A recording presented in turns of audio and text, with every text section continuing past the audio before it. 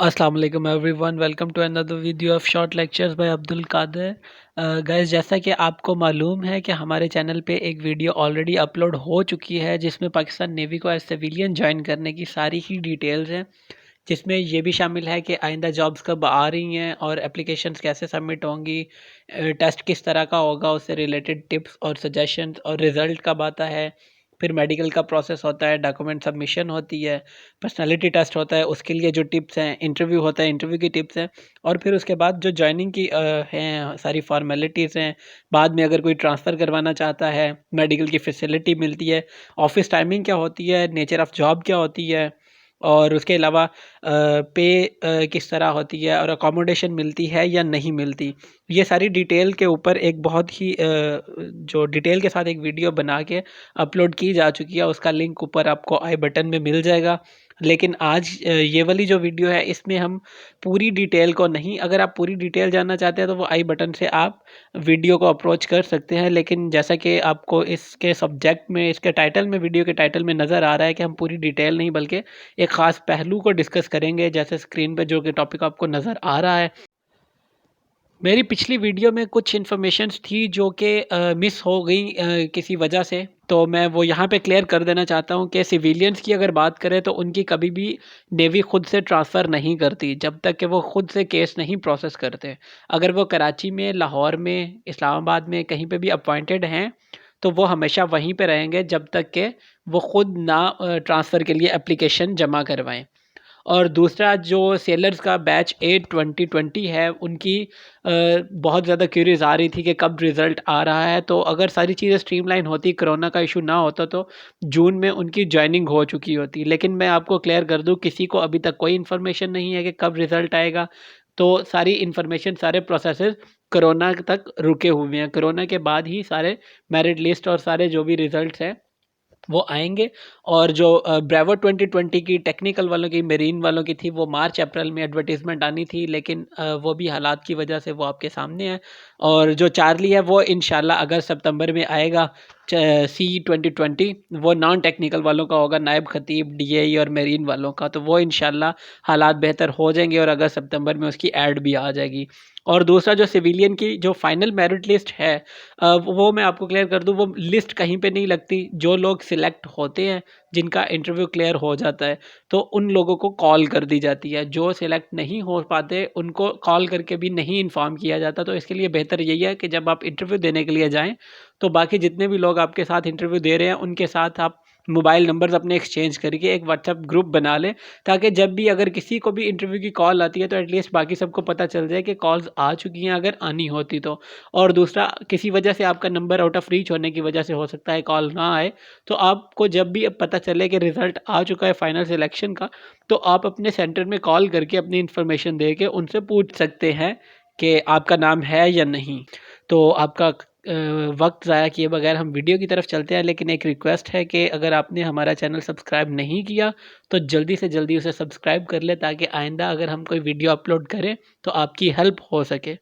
ठीक है, तो हम वीडियो की तरफ चलते हैं। जिन लोगों का पर्सनैलिटी टेस्ट क्लियर हो जाता है, तकरीबन 1 महीने बाद उनको कॉल कर दी जाती है इंटरव्यू के लिए।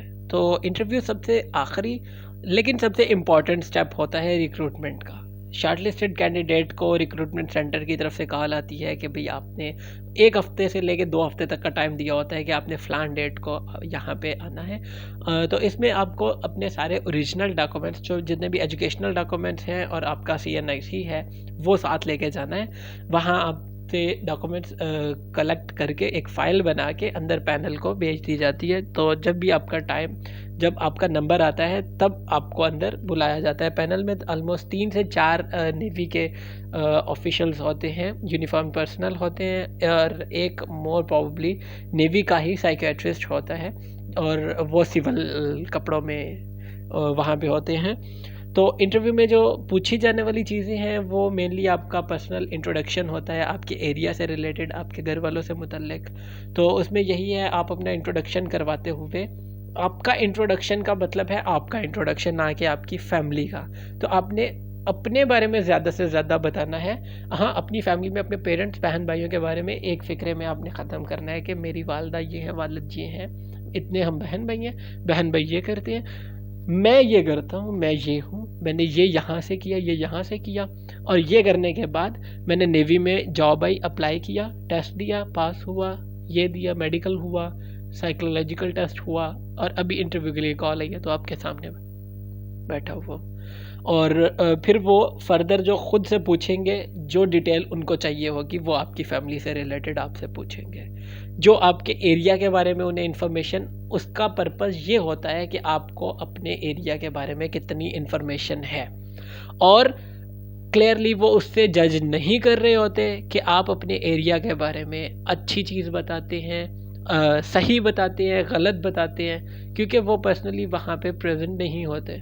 उन्हें नहीं पता कि आपके गांव से आपको के सेंटर में आने में आपको कितना टाइम लगता है, कितने किलोमीटर्स हैं। तो लेकिन नॉर्मली ये चीज़ें पूछी जाती है कि कितना टाइम लगा, वो कुछ आपका जो नर्वस आपको करने के लिए, और क्योंकि नर्वस हालत में इंसान वो बताता है जो वो होता है, क्योंकि उसके पास सोचने का टाइम नहीं होता, कुछ भी प्रिटेंड करने का और अपने आप को एक अलग इंसान बनाने का।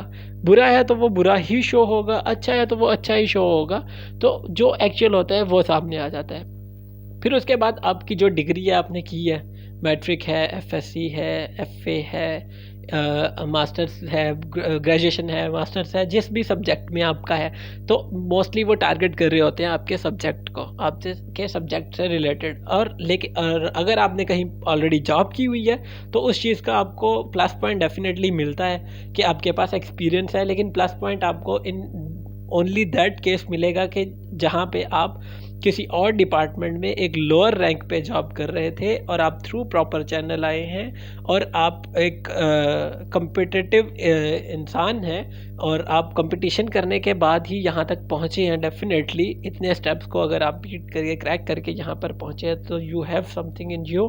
तो आपसे आपकी जॉब के बारे में पूछा जाएगा, कुछ ऐसा पूछा जाएगा कि क्यों छोड़ के आना चाहते हैं वहाँ से, तो डेफिनेटली आपके पास ये आंसर होगा कि ये बेहतर जॉब है, वहाँ से अच्छी जॉब है और मुझे सूट करती है, मेरे एरिया के अकॉर्डिंग है, ऐसे है वैसे है। फिर नेवी के बारे में पूछा जाएगा कि नेवी कहाँ पे काम कर रही है, कहाँ कहाँ पे। नेवी के ऑफिशियल्स के नाम पूछे जाएंगे, नेवल चीफ़ का नाम, वाइस नेवल चीफ़ का नाम, और कुछ फिर आपकी पोस्ट के अकॉर्डिंग पूछा जाएगा। इन दैट केस कि अगर आप ऑलरेडी कहीं एम्प्लॉयड थे, अगर आप कहीं एलडीसी थे, तो आपको पता होना चाहिए कि असिस्टेंट का क्या काम होता है, असिस्टेंट की पोस्ट के बारे में। फिर जो ऑफिस वर्किंग है उसके बारे में आपकी कितनी इन्फॉर्मेशन है, और बहुत कम जनरल नॉलेज के बारे में, Pakistan affair, Pakistan studies, Islamic studies वगैरह वगैरह, कुछ एब्रीवेशंस पूछ लिए जाएंगे। आपकी इंटरेस्ट, आपकी हॉबीज़ के बारे में पूछा जाएगा। आपसे पूछा जाएगा कि हाँ जी आप कंफर्टेबल हो फ़लाँ जगह पे आपकी अपॉइंटमेंट हो जाए तो करने के लिए। लेट्स सपोज आप लाहौर में टेस्ट दे रहे हैं, इस्लामाबाद में, रावलपिंडी में दे रहे हैं, कराची में दे रहे हैं, और आपसे पूछा जाता है कि जी आपकी गवादर में पोस्टिंग कर देंगे तो चले जाएंगे, तो उस टाइम पे आपको जॉब चाहिए होती है, आप बोलेंगे जी हम चले जाएंगे। लेकिन ये चीज़ आप ध्यान में रखें कि जिस जॉब के लिए आपने अप्लाई किया था, अगर आपने नेवल हेडक्वार्टर इस्लामाबाद की पोस्ट के लिए अप्लाई किया था तो आपकी अपॉइंटमेंट वो कहीं और नहीं करेंगे, वो इस्लामाबाद में नेवल हेडक्वार्टर में ही होगी। और अगर आपने PNCA, Pakistan naval civilian authority, जिसका ऑफिस कराची में है, अगर आपने PNCA के लिए अप्लाई किया है तो आपकी अपॉइंटमेंट कराची के अलावा और कहीं नहीं होगी।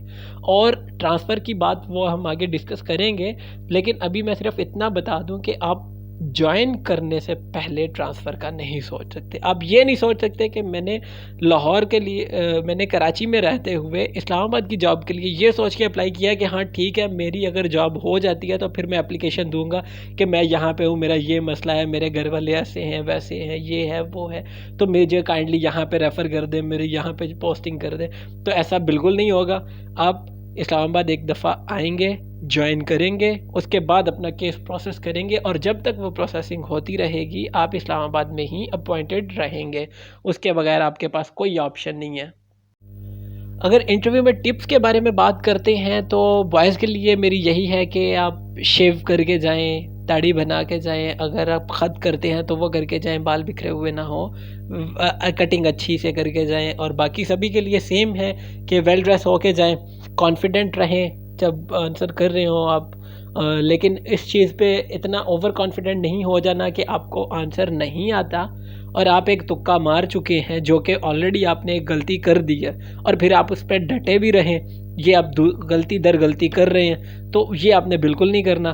पैनिक कम से कम हो, अगर आपका पहला इंटरव्यू है तो वो कोई ऐसी बड़ी बात नहीं है कि आप नर्वस हो जाएं, हर कोई होता है। तो ऐसे में ये आप कतन ये ना सोचें कि मैं नर्वस होकर जवाब दे रहा हूँ, दे रही हूँ, तो मेरा जवाब को बड़ा नेगेटिव कंसिडर किया जाएगा। जो इंटरव्यू लेने के लिए पैनल होता है वो इतना कॉम्पिटेंट होता है कि उन्हें अंदाज़ा होता है इस चीज़ का कि ये बच्चा है मेरे सामने बैठा हुआ, ये कंफ्यूज है, ये नर्वस है, इसका पहला इंटरव्यू है, तो ये जो जवाब दे रहा है उसमें वो इतना मार्जिन रखते हैं कि इसने नर्वस होते हुए दिया है, हो सकता है इसे आता हो लेकिन ये थोड़ा सा परेशानी की वजह से कंफ्यूज हो के इसने जवाब ये इसकी बजाय यहाँ हिल गया है थोड़ा सा, इसका जवाब में जाके ये कंफ्यूज हो गया है, तो वो इस चीज़ को मार्जिन रखते हैं और उनकी हद दर्जा कोशिश होती है कि आपको वो कंफर्टेबल फील करवाएं और फिर उसके बाद आपसे बातें शुरू करें। उसी के लिए ये इंट्रोडक्शन का जो है वो इसीलिए होता है, इंट्रोडक्शन और फैमिली के बारे में पूछना शुरू जो करते हैं आपसे, एक एरिया के बारे में पूछ लेते हैं, तो ये उसका मकसद यही होता है कि थोड़ी सी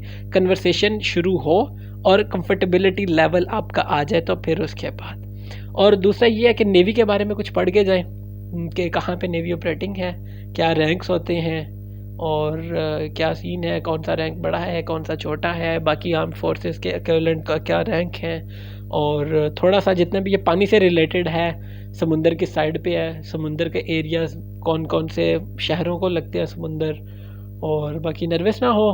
और सबसे बड़ी टिप जो है वो यही है कि अपने पेरेंट्स की दुआएं लेके जाएं, उन्हें खुश रखें, तो दुआएं दिल से निकलती हैं। अल्लाह आपको कामयाब करे। गाइस ये थी आज की वीडियो, इसमें थोड़ी सी डिटेल आपको एक स्पेसिफिक पॉइंट के बारे में करके बताई गई है। तो अगर आपको पूरी डिटेल्ड इन्फॉर्मेशन, पूरी सारी की सारी कंप्लीट वीडियो चाहिए तो आपको यहाँ पे उसका लिंक मिल जाएगा, तो आप वहाँ पे जाके देख सकते हैं। अगर आपको ये वीडियो पसंद आई है तो लाइक करें, अपने फ्रेंड्स के साथ शेयर करें और इस चैनल को प्लीज़ सब्सक्राइब करें। थैंक यू सो मच, अपना ख्याल रखिएगा। अल्लाह हाफिज़।